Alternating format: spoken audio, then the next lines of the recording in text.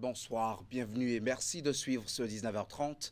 À la une, les usagers de la route Cotonou-Calavi, toujours pas au bout de leur peine. Les eaux pluviales stagnant sur la chaussée et les pistes cyclables depuis hier à la descente du pont de Djonou restent encore en place. L'état des moyens roulants en est assez affecté avec le lot d'embouteillages permanents. C'est à suivre en ouverture.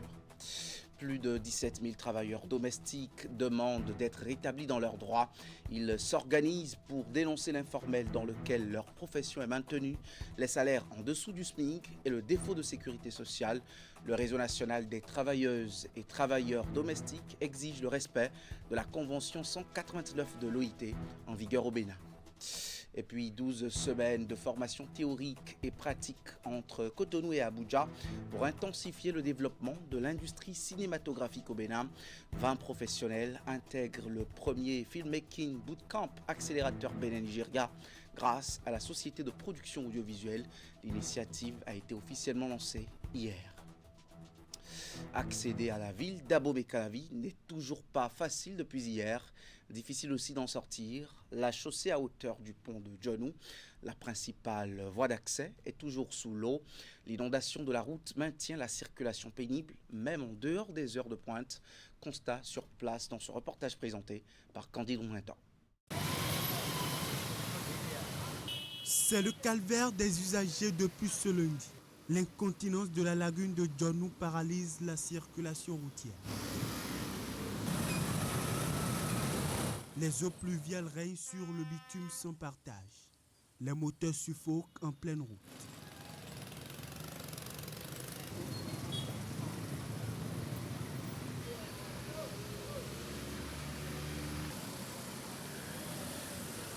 Les usagers des 2 et 3 roues surtout sont voués à eux-mêmes.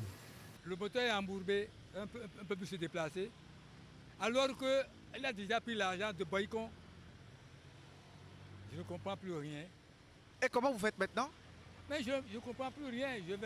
Je vais m'arranger avec le conducteur s'il me donne quelque chose. Sinon, moi, je vais encore sortir de l'argent et continuer ma route.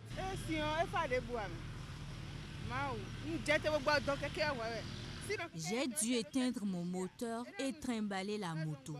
Au retour, j'emprunterai la route de Révier pour rejoindre Ouedo afin d'éviter ces peines.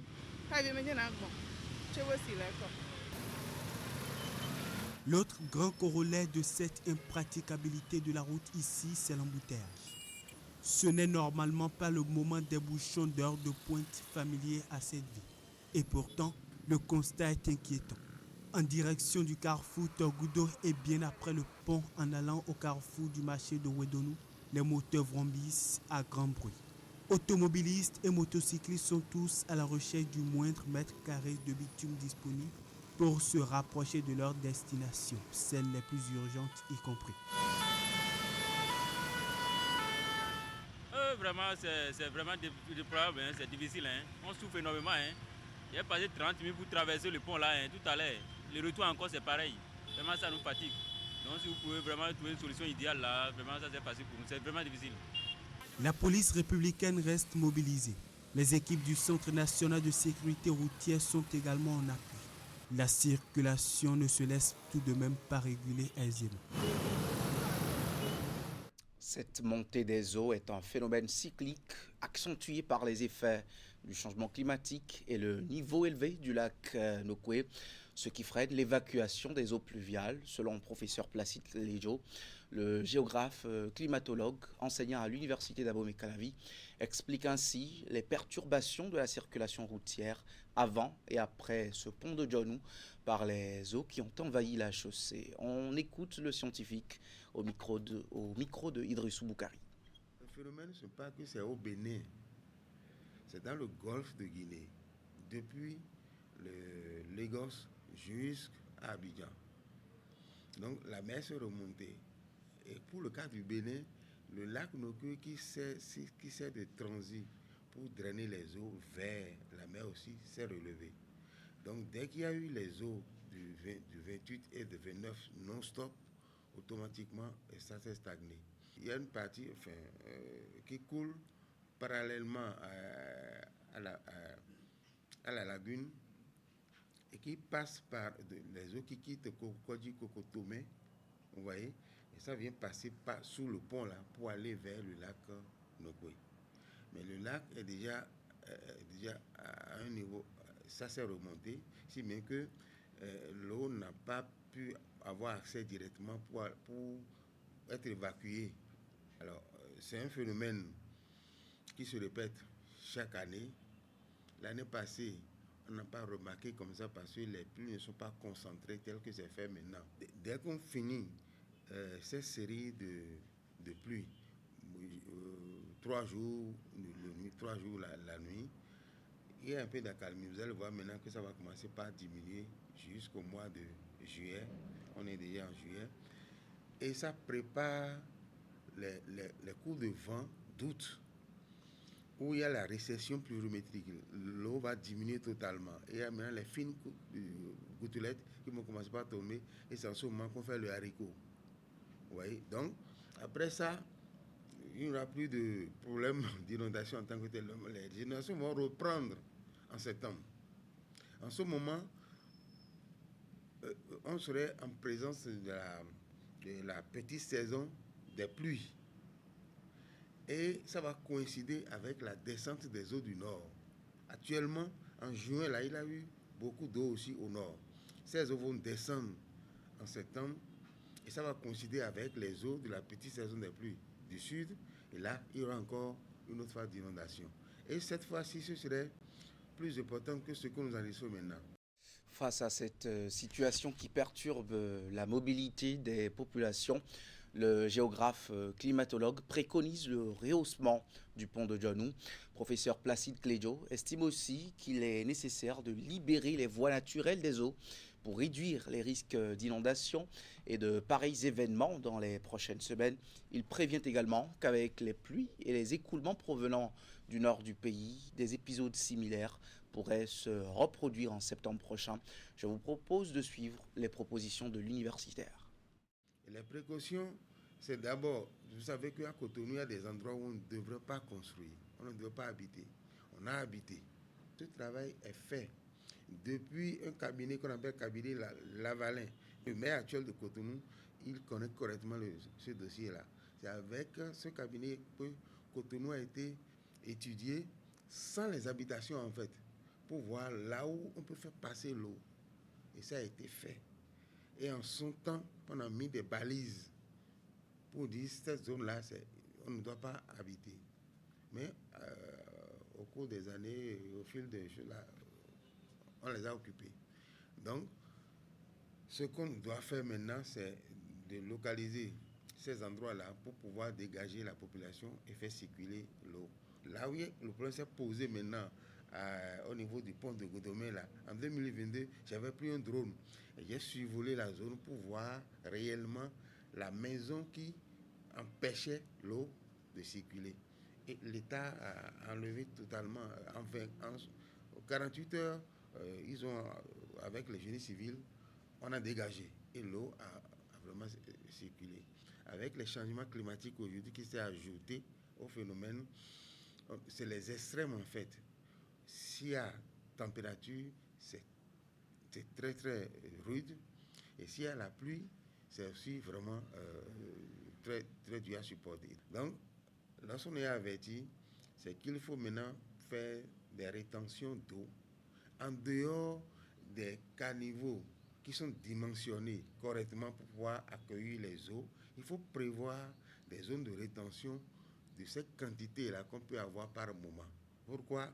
Moi, je proposerais qu'on puisse associer à tout ce qui est prévu là, des zones de rétention d'eau pour qu'on puisse vraiment faire évacuer les eaux. Soit au niveau de l'ouverture des puits qui sont réalisés, il faut agrandir pour que l'eau puisse avoir assez facile pour pouvoir aller vers le lac. Parlons finances publiques maintenant. Les administrations fiscales africaines renforcent leur coopération pour mieux faire face à l'évasion fiscale et aux flux financiers illicites. Cotonou accueille depuis ce mardi la 19e réunion de l'initiative Transparence fiscale en Afrique. C'est une plateforme qui réunit les pays membres du Forum mondial sur la transparence et l'échange de renseignements à des fins fiscales. Cette rencontre vise à améliorer la mobilisation des ressources internes grâce à une meilleure coopération entre les administrations fiscales. La cérémonie officielle d'ouverture en bref. Cotonou devient pendant 3 jours la capitale africaine de la transparence fiscale. La Direction générale des impôts du Bénin, en collaboration avec le secrétariat du Forum mondial sur la transparence et l'échange de renseignements à des fins fiscales, accueille la 19e réunion de l'initiative Transparence fiscale en Afrique.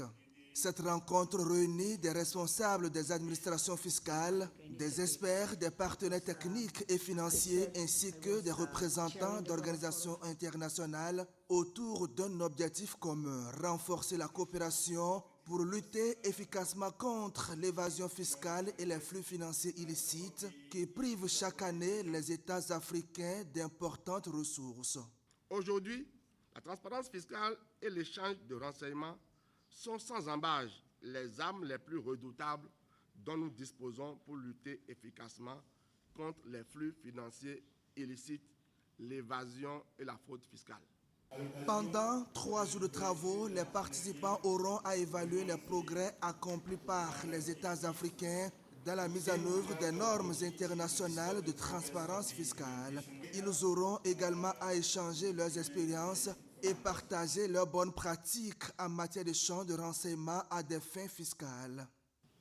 L'initiative Afrique démontre que lorsque nos pays travaillent ensemble, partagent leurs expériences et unissent leurs efforts, les résultats sont au rendez-vous. Après la 18e réunion tenue à New Delhi en Inde, le Bénin accueille cette importante rencontre continentale, confirmant ainsi son engagement en faveur de la bonne gouvernance fiscale, de la coopération internationale et de la lutte contre les pratiques qui fragilisent les économies africaines.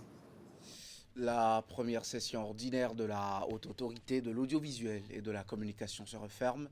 Elle s'est tenue du 25 février dernier à ce mardi 30 juin. Durant plus de 4 mois de travaux, une douzaine de rapports relatifs à divers dossiers ont été examinés et une dizaine de décisions prises par les conseillers de l'institution. La cérémonie de clôture de cette session s'est déroulée au siège de la HAC à Cotonou. Le compte-rendu de la cérémonie avec Ouliat Sanoussi et Simon Rolon. 12 rapports relatifs à divers dossiers ont retenu l'attention des conseillers et 9 décisions ont été prises suite aux délibérations au cours de cette première session ordinaire de la HAC au titre de l'année 2026. La synthèse des travaux s'articule autour des points suivants. 1. Préparation et organisation de la campagne médiatique de l'élection présidentielle de 2026. 2. Régulation des médias. 3. Délivrance de cartes de presse aux professionnels des médias. 4. Procédure d'appel à candidature pour l'autorisation des médias. 5. Quelques activités menées. Les activités de cette session qui ont duré 4 mois ont été en grande partie consacrées à l'élection présidentielle du 12 avril dernier. La période qui vient de s'écouler restera sans doute comme l'une des plus exigeantes qu'a connue notre institution ces dernières années. Grâce à la vigilance de tous, à la disponibilité des équipes de monitoring, à l'engagement des professionnels des médias et au sens élevé de responsabilité des acteurs politiques, notre pays a pu traverser ces importantes échéances démocratiques dans un climat médiatique globalement apaisé et respectueux des règles républicaines. La présente session est marquée par une initiative majeure pour l'avenir du paysage médiatique national. Cette opération revêt un caractère particulier puisqu'elle ouvre, pour la première fois dans notre pays, la possibilité d'autoriser des médias audiovisuels appelés à émettre par satellite. Les acquis enregistrés au cours de cette session sont importants, mais ils ne doivent pas nous conduire à relâcher nos efforts. Les défis demeurent nombreux. Face donc à ces défis, la HAC continuera d'assumer pleinement sa mission de régulation dans un esprit d'équilibre, de dialogue, de responsabilité et de respect des libertés fondamentales. 15 ans après l'adoption et la ratification de la Convention 189 de l'Organisation internationale du travail, les travailleuses et travailleurs domestiques du Bénin se font entendre. À Cotonou, 4 centrales syndicales et le réseau national des travailleuses et travailleurs domestiques, avec l'appui de l'Organisation internationale du travail, lancent la campagne « Travailleurs domestiques, un travailleur comme un autre ».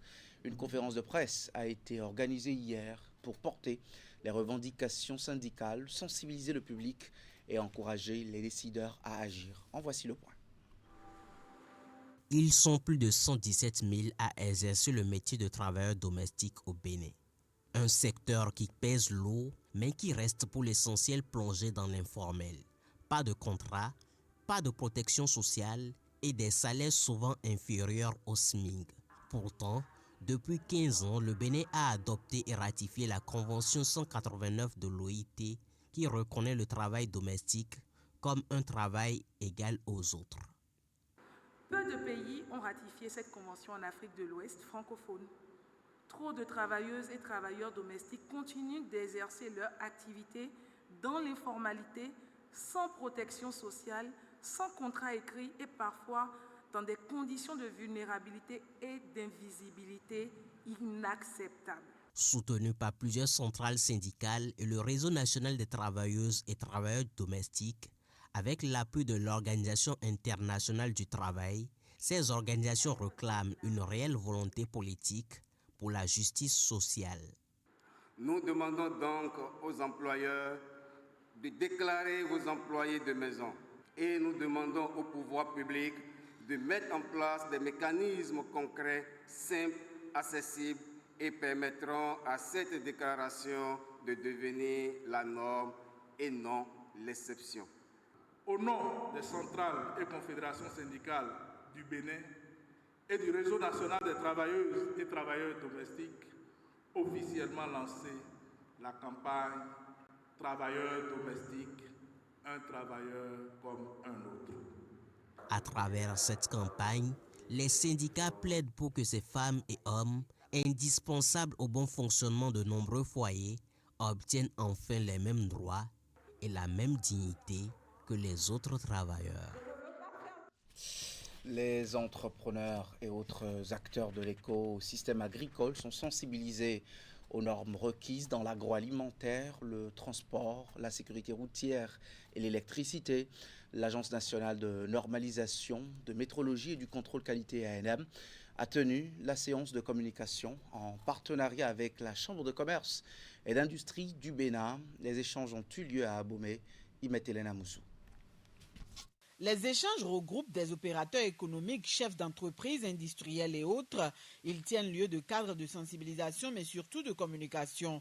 Au menu, les normes, notamment celles relatives à l'agroalimentaire, l'électricité, le transport, mais aussi la sécurité routière. Au cours de cet atelier, vous aurez à vous familiariser avec les critères de qualité qu'il faut obligatoirement respecter dans vos processus de production, de fabrication ou même d'importation.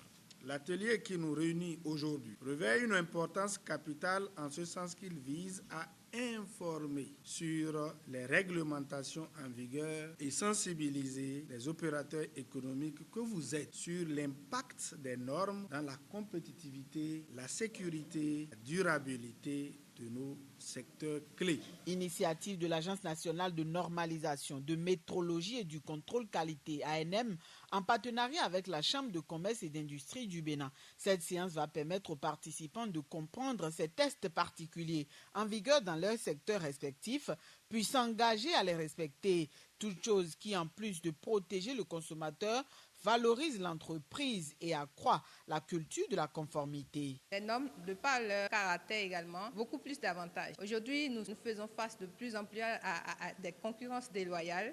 Nous ferons de plus en plus face à des exigences du marché, mieux s'outiller, mieux se préparer à répondre aux exigences de ces marchés par la mise en application de ces normes, permet quand même à ces entreprises d'être compétitif sur tous les marchés et quand même de faire avancer l'économie du pays. Les discussions qui ont suivi les exposés ont permis d'éclairer la lanterne de bon nombre de convives. Dorénavant, l'ANM, dans sa volonté de catalyser le développement économique local comme national, peut compter sur ses invités en vue de l'atteinte des objectifs. Le Bénin mise sur ses talents pour accélérer le développement de son industrie cinématographique. 20 professionnels de l'audiovisuel viennent d'intégrer le premier filmmaking bootcamp accélérateur Bénin-Nigeria, une initiative portée par la société de production audiovisuelle SOPA en partenariat avec Kunle Afolayan Productions du Nigeria. C'est une immersion de 12 semaines entre formation théorique et pratique qui va se dérouler au Bénin et aussi au Nigeria. Teddy Goudalo et Elvis Tonoucoin pour le court compte-rendu de la cérémonie de lancement. Au siège de l'Agence de développement des arts et de la culture à Cotonou, 20 professionnels de l'audiovisuel entament une aventure inédite. Le tout premier filmmaking bootcamp accélérateur Bénin-Nigeria, une initiative portée par la société de production audiovisuelle en partenariat avec Kunle Afolayan Productions. Il s'agit avant tout de leur permettre de coproduire, en tout cas de créer des productions, que ce soit des courts-métrages ou que ce soit des longs-métrages ou même des films d'animation, de montrer de quoi ils sont capables et de pouvoir le faire avec des légendes comme Kunle Afolayan. On va vraiment donner le meilleur de nous-mêmes pour pouvoir non seulement apprendre, pratiquer, mais aussi le cinéma béninois sera encore plus armé. 7 talents béninois ont été sélectionnés à l'issue d'un appel à candidature. Ils incarnent une nouvelle génération de créateurs appelés à dynamiser et à professionnaliser davantage l'industrie cinématographique du Bénin. And that is why they say talent is not enough. À travers cette collaboration, nous allons apprendre toutes les choses que nous allons pouvoir ajouter au talent pour pouvoir atteindre un niveau plus élevé, de sorte à ce que vous quittez le niveau actuel pour la prochaine étape. Il y aura un suivi méthodique des capacités qui sera fait pour qu'à l'horizon 2027-2028 ou plus, on puisse s'appuyer justement sur les capacités pour réinventer l'industrie audiovisuelle et cinématographique de demain au Bénin. Pendant 12 semaines, les participants bénéficieront d'un programme intensif alternant formation théorique, ateliers pratiques et échange d'expériences entre le Bénin et le Nigeria. L'objectif est de renforcer leurs compétences techniques et artistiques tout en favorisant l'émergence de productions capables de rayonner sur les scènes africaines et internationales. Journal terminé. Merci de l'avoir suivi. Restez en notre compagnie sur Canal 3 Bénin à 20h. On vous propose l'info continue. Politique nationale, ces voix qu'on n'entend presque plus. C'est le thème ce soir avec Georges Anagonou et Éric Guédénon. Merci d'être au rendez-vous.